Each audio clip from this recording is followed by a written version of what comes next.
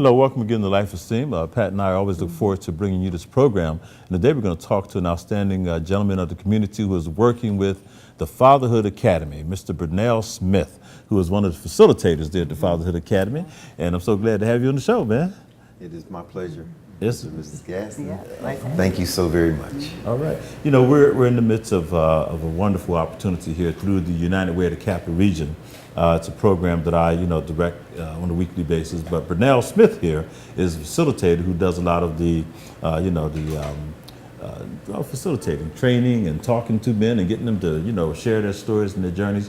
What brought you to the Fatherhood Academy? Why did you decide to stick? You've done a great job.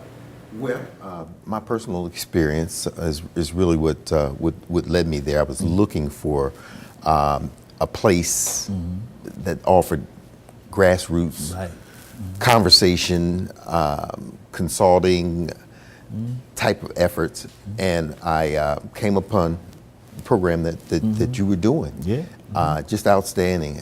I had an opportunity to come early on, meet some other gentlemen, that had similar backgrounds perhaps, but just had an awful lot to say about fatherhood, learning to be fathers, and talking and sharing. It's just a wonderful thing. It really is. One of the refreshing things is we've had many men come through, or different backgrounds and the whole bit. But Burnell here comes through, bachelor's degree, master's degree, Christian man involved in community, doing good things. And so many of our guys come in only because they've been coming by way of the court system. Thank you, Judge Turgeon, who's really been a friend to many of the fatherhood programs here and has really tried to help bring families back together. But she has a tough job because she has to, boom, get right into these guys and say, hey. So a lot of the guys come in and at first they're not too happy to be there, but then something happens. What's been your experience in terms of why these guys decide to stay? Well, in terms of staying, it's really easy. It's elementary. I don't know how fortunate or unfortunate it is that many of us come by way of the court system. However, if the court orders gentlemen to come, then I think they're reluctant to some extent. Yeah. But for the most part, gentlemen get there. They see the interaction, they're involved in the interaction, and that in itself really has them to open up also and share. And they always have an awful lot to share. And there seem to be so many resources there, brothers with the same type of experiences, and just sharing how they came through and the different aspects of dealing with children's mother, the drama. Yeah, the baby mama drama. We talked about that quite a bit. The drama, but it's all very real and so genuine, and that is what comes across so profoundly.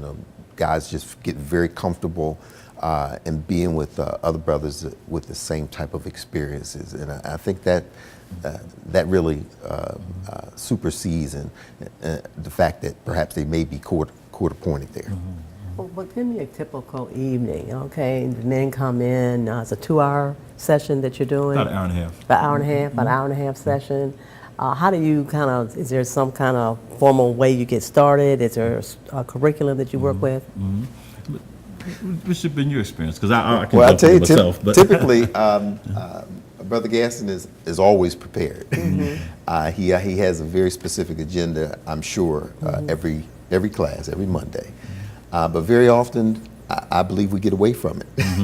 He could say at the very beginning of the class, the session that day, that we're going to view, for example, a video. And we begin to talk and share because one of his first approaches is always, "How was your week, brother? Well, tell us about how things went." And that in and of itself, that interaction, going around the table and talking to 6 or 7 different people about their weeks and how things went, for example, with interactions with their families and their children, their jobs even.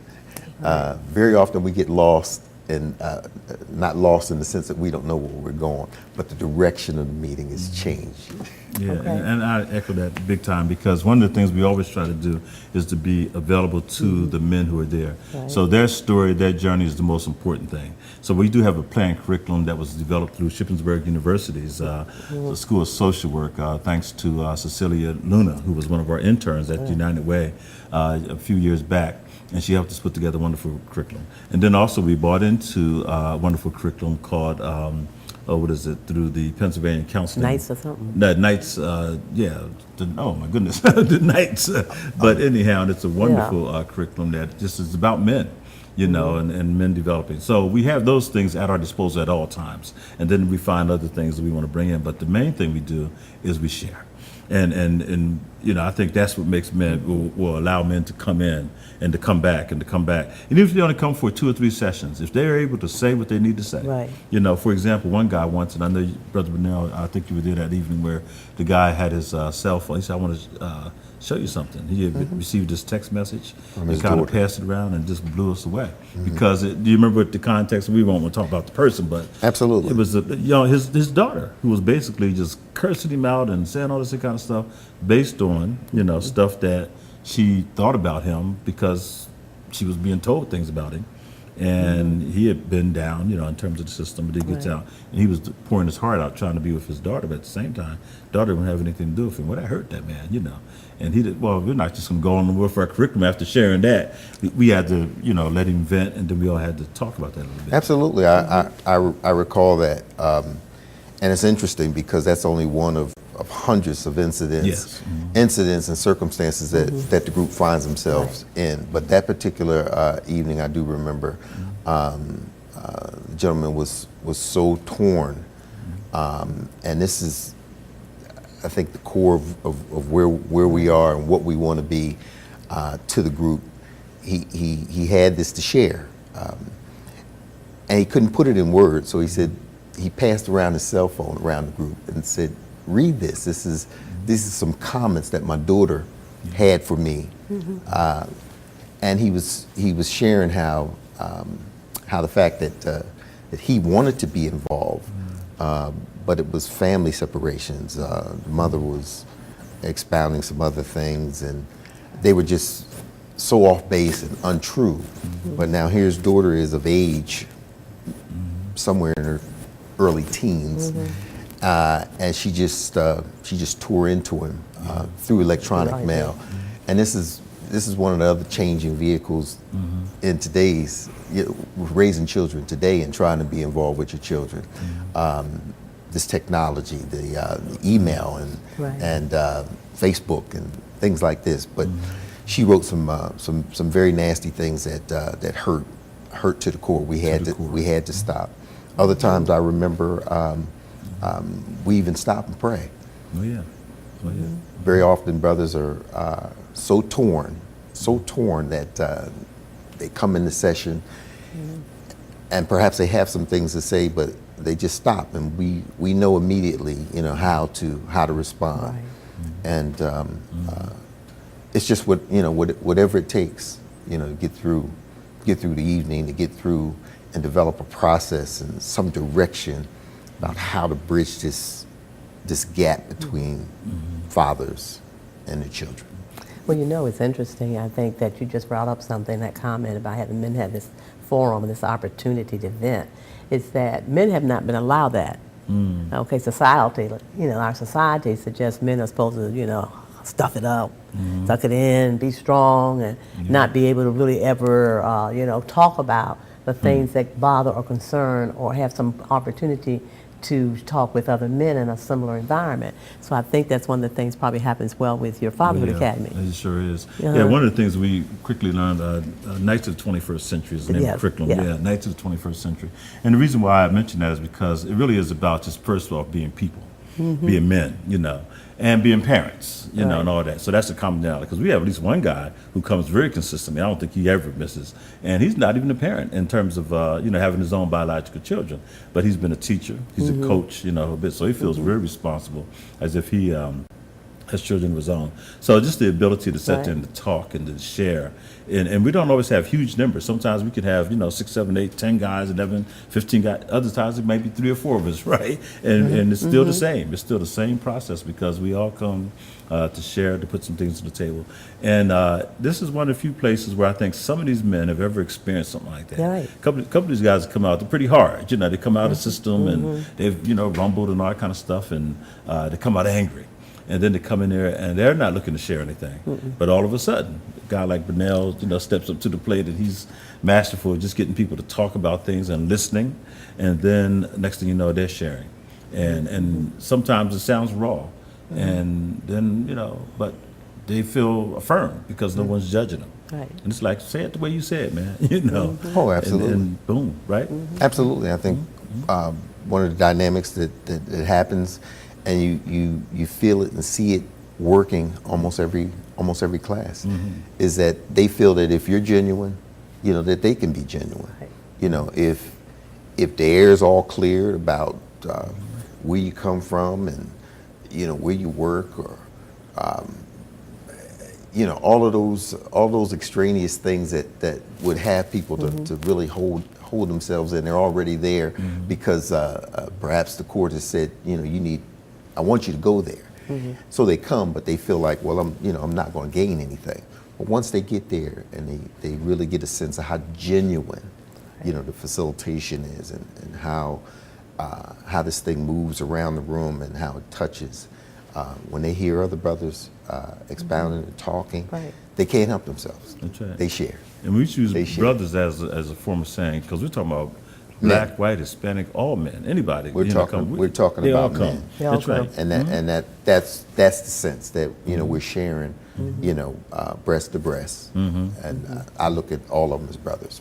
It's brotherhood. Let me just say this real quickly, Wait. too, because one of the other things we do is we try to encourage them other things, and I know my wife here is going to tell us a little bit later about the Strengthening Families and the Celebrating Families program, because we see the Academy as a continuation of all the other things going on. So I just wanted to mention that I want you to get out there about the Strengthening Families and Celebrating Families as well. Well, what I was going to say before that is that your goal in having the Fatherhood Academy, is it to teach men to be men, or is it, what is or to be fathers and Yeah. recognize their responsibilities? What is the ultimate? Oh, yeah, absolutely. First and foremost, we want fathers to be engaged fathers. All right, Be, okay. to be present, and to be engaged, because that's what it's really all about. Right Okay. now, they say, statistics are telling us, and I always find this to be incredible, that in African American families, first and foremost, 73% of all children being born today in America are being born to a single parent home.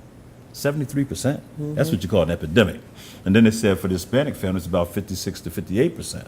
And then the other groups are just as bad, up to 35 and 40%. So no matter how you look at it, all groups of people are affected with absent fathers. And so that's the first thing we're trying to do, I think. Is that what you would say as well?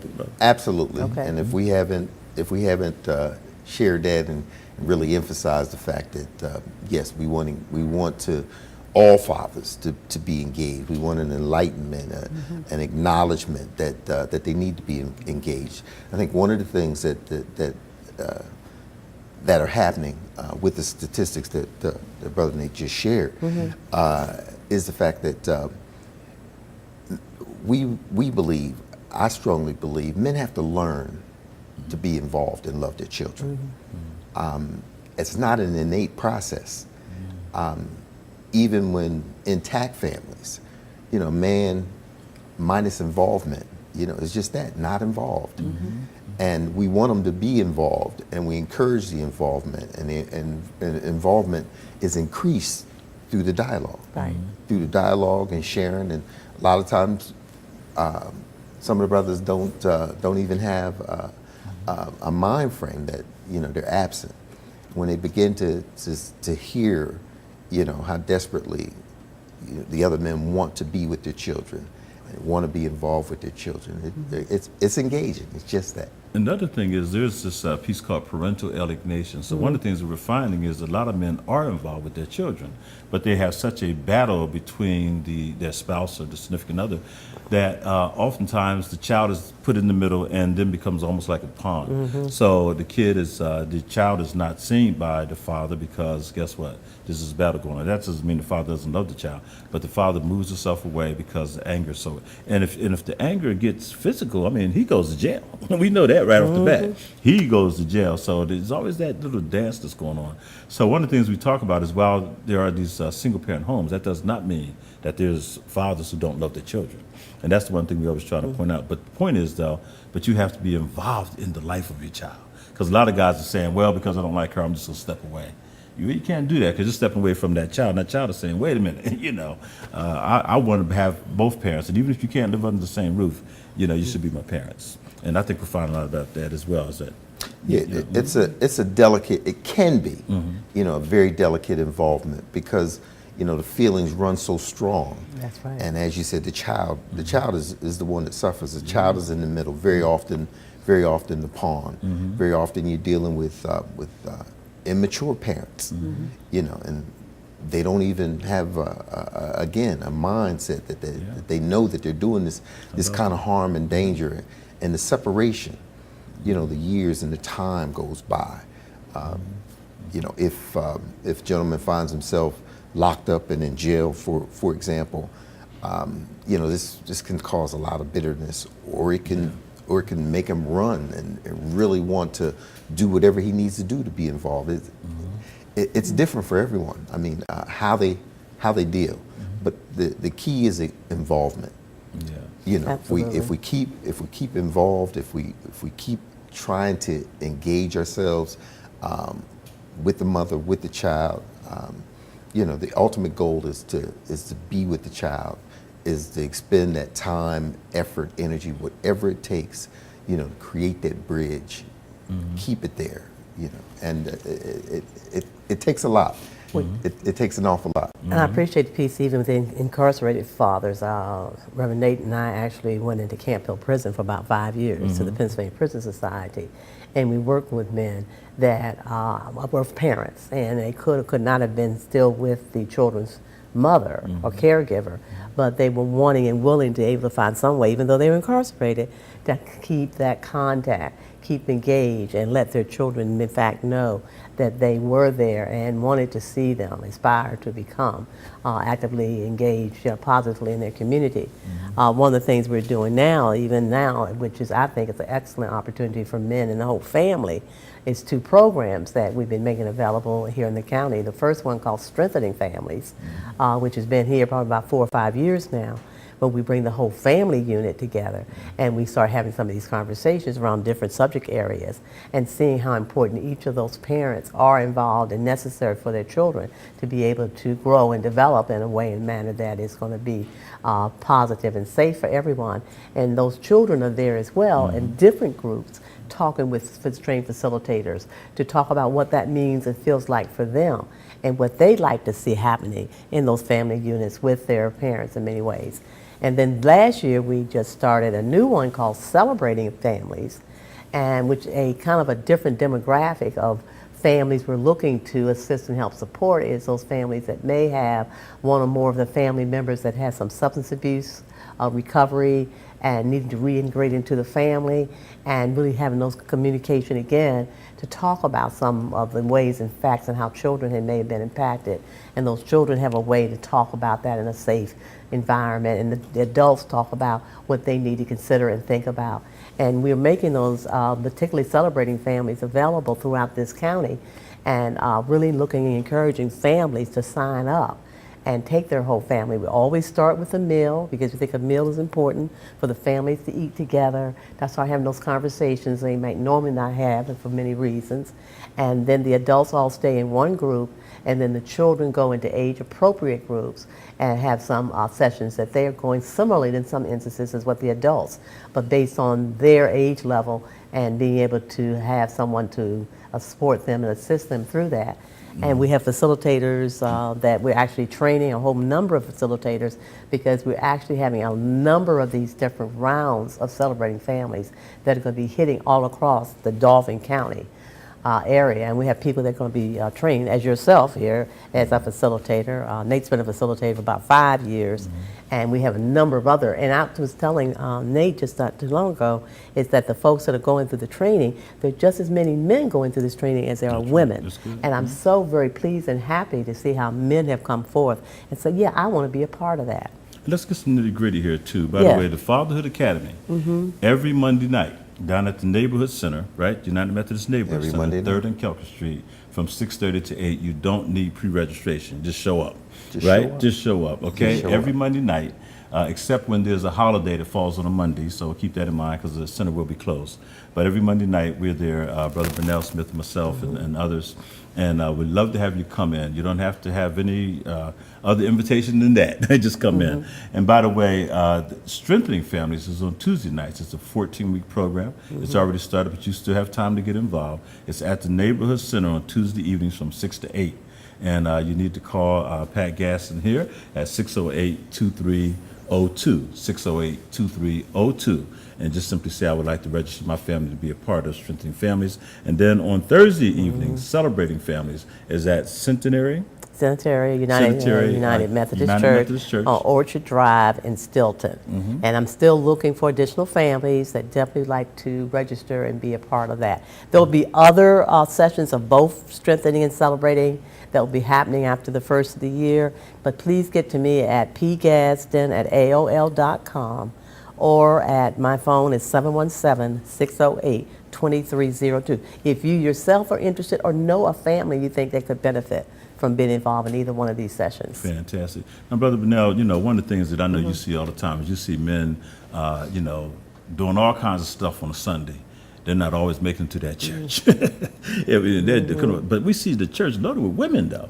Now, how do we get more men to begin to look at their spiritual side? Because I think that ties hand in hand. I know it's very integral for your living. So what do you think we need to do more of in that regard? Well, I think that we need to be examples. I think people in general are drawn by example. Okay. I know I was. I came up very staunch, strict Church of God in Christ. Oh, yeah. And there was even a time where I, excuse me, I felt like there's no way I could do this. But then I saw and had an opportunity to be around other brothers. Oh, yeah. And I said, well, wow, you know, if they could do this, perhaps I can.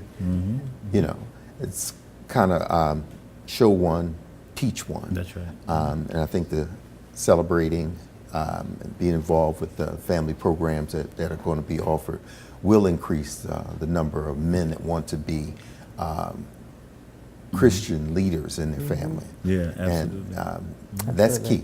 I think that's key because we won't fail. No. We won't fail if we do it in Christ. You know, in June, we're having our, I guess it'll be our 3rd annual Fatherhood and Family Celebration down at the State Museum. Were you able to attend this last one this past June?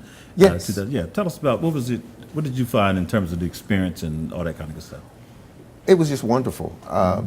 Yeah, anytime, you know, you ask the community to come out and they show up and are involved, you know, looking and being interested in the programs that's being offered, you know, even being able to put on an event like that, you know, it's a lot of planning, you know, people and support that come out, but then ultimately, you know, the community has to come out, That's right. you know, to make it happen, Yeah. to make it all worthwhile. And it is. I see these things growing. I see the initiative of bringing community together, concentrating on families and fathers. You know, are the key. They've been the key since the beginning of time. And I think if we can get fathers to bring in their thinking, you know, back into the family and into their children, you know, we're going to just see healthier communities. Absolutely. You know, speaking of which, and like I said, we always try to integrate everything we do through United Way with other agencies. That's why we call it community impact, you know. And so coming up on December the 1st at Harrisburg Area Community College, Saturday, December the 1st, will be the annual Kwanzaa Festival that Harrisburg Area Community College has always made available. Now, Life Esteem with Pat and myself, we will be, you know, sort of taking that over and helping to make that happen. Unfortunately, we lost a great organizer and warrior in Pat Thompson. We lost her in the sense that she retired, and that's a good thing. But she hopefully will be helping us out to, you know, move that forward, because it's always been a great community event. But Patricia Thompson, Pat Thompson, we loved all the work that she's done, so we're going to try to carry that on. Starts at 10 o'clock. We'll start with the Community Awards, the Harambe Awards, and go on to about 6 o'clock that evening. It's a free program. Then on December the 15th, Brother Burnell, we're going to have another Kwanzaa Christmas celebration down at the State Museum. And that one will be in conjunction with Life Esteem and the Writers' Workshop, and also K-Song, the tremendous group they have, as well as Floyd Stokes and the American Literacy Corporation will be bringing in all his wonderful, you know, things that he brings to the community. And doesn't he bring a lot? And so we're going to have a great day. And both of those events are free. Once again, the State Museum on December the 15th and Harrisburg Area Community College on December the 1st. Look out for those, because those are family-focused, family-friendly programs. Brother Burnell, you know, there's so many things that we could talk about, man. Education in terms of men. So many of our young men are seeming to drop out of education. How important is education for men to grasp hold of, and as far as, you know, further developing their family life? Well, of course, education is the key to, one of the keys to life. We can't lead our families, you know, unless we're able to lead them. One of the things that enables us is education. That's right. When we educate ourselves, of course, we're opening our minds to open our minds in directions, you know, that's going to bring success to our families, for success to ourselves, and being able to share this, you know, with our families. Absolutely. Education is paramount. You know, we need men to finish school and prepare themselves for the workplace. Make themselves available to be out there, to be productive citizens, to be productive members of their family. Education is it's just synonymous with success. But you know, there's such a lure to the streets. So many of our young men, we see them standing up on corners, we see them, you know, they get involved in the wrong things, and they start off well, you know, getting involved in sports. Next thing you know, they're just kind of veering off in these things. How do we get to the streets and help these men to find a place like the Fatherhood Academy? Do you think it's possible for us to grab hold of them and get them into those doors? I wish it were that easy. Yeah. I wish it were that easy. This has been a problem that we've dealt with, communities all across America. That's right. For a very long time. And in our community, in the Black community, it seems to be very prevalent. Keys are this program, initiatives, like Absolutely. working with families and creating programs for families. The initiatives you spoke about on the 15th, coming up in December. 1st, You know, these kinds of things, encouraging people, churches, get out. Thank you. I'm going to have to cut you off. I'm sorry, we're running out of time, but man, we could talk forever because I know you're doing great work. But I want to thank you for coming on the show. This is Burnell Smith. He's a great facilitator for the Fatherhood Academy. Remember, it's every Monday night at the Neighborhood Center, 3rd and Kelker Street in Harrisburg. You don't need any more special invitation than that. It's from 6:30 to 8, open to all men. We always have refreshments, great talk. We just have a good time. Come on out and join us at the Fatherhood Academy. Brother Burnell Smith, Pat Gaston, I'm Nate Gaston. We'll see you next time on Life Esteem. Thank you. Great job.